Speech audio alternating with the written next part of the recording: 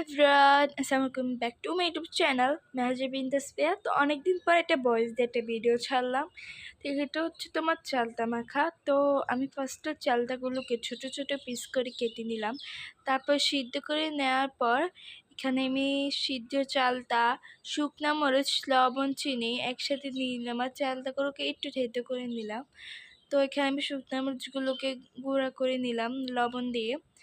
তো এটাকে ভালোভাবে চালতার সাথে মিশিয়ে নিব, সাথে দিয়ে দিব চিনি।